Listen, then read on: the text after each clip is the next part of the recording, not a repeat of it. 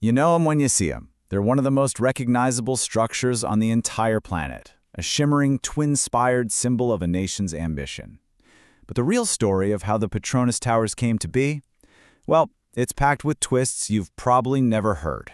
And it all kicks off with a single, game-changing question. For a while there, from 1998 to 2004, they held the coveted title of the world's tallest buildings. I mean, think about that. For that moment in time, they were the absolute pinnacle of human achievement, an instant global icon that completely redefined what was possible. But here's the crazy part, the central mystery of our story today. What if claiming that world record wasn't part of the plan at all? What if it was just a last-minute idea born from one single, incredibly ambitious question? So, to understand how we got these incredible towers, we actually have to go way back to the land itself, the site of a former turf club, which was right at the heart of a pretty big debate. And wow, just look at the difference here. The original promise to the public was this massive 40-hectare park, a green lung for a city kind of choking on traffic. But the reality? It ended up being a giant commercial development with a park that was literally half that size. As you can imagine, people were not thrilled about this. So, how'd they justify the switch? Well, the government's argument came down to pure financials. They said a full park was just way too expensive to build. So their solution was this compromise. Let a massive commercial project, what became the Kuala Lumpur City Center, pay for a still pretty impressive 20-hectare park. Okay, so with that local plan settled, the vision suddenly got a whole lot bigger.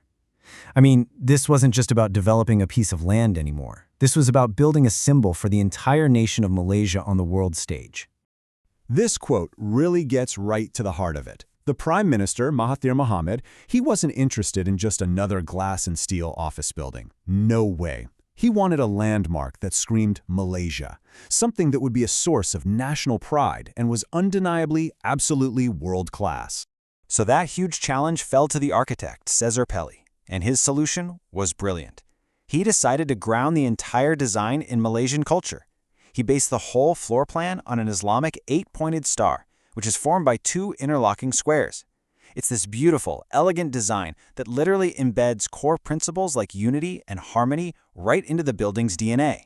And right here, this is where our story takes its most dramatic turn. The project was already ambitious, for sure, but it wasn't initially a race for the top spot at all.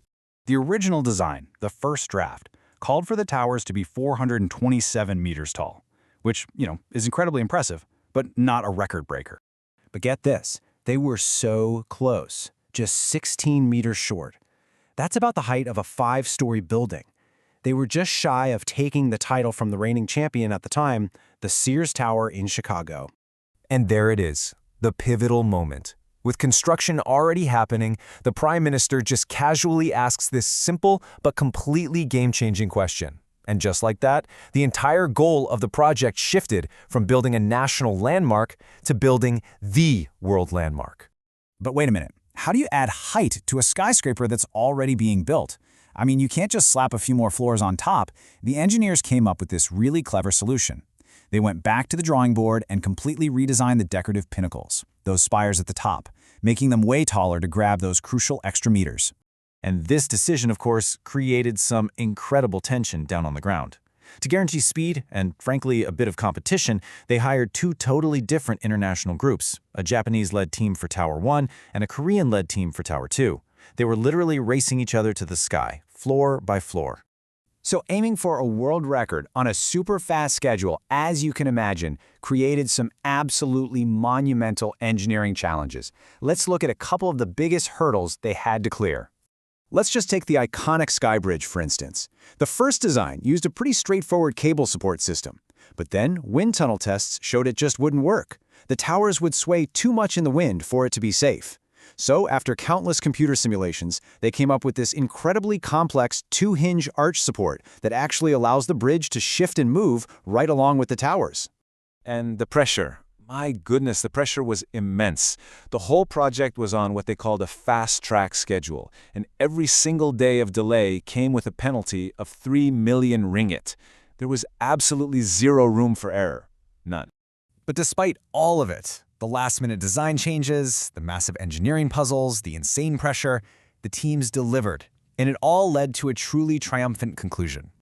I mean, when you look at this timeline, the pace is just staggering.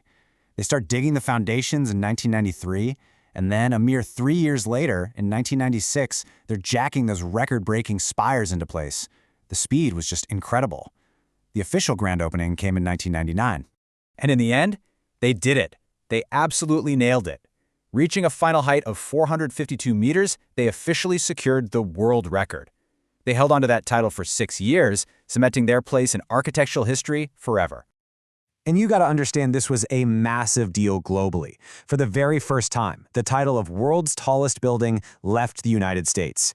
It was a huge, profound shift, really signaling the rising economic and cultural ambition of nations all across Asia. So ultimately, the story of the Petronas Towers is really about how a single project can completely transform from a park to a landmark to a world beater. And it kind of makes you wonder, when we look at the super talls rising all around the world today, what national dreams and what last-minute ambitions are being built right into their foundations?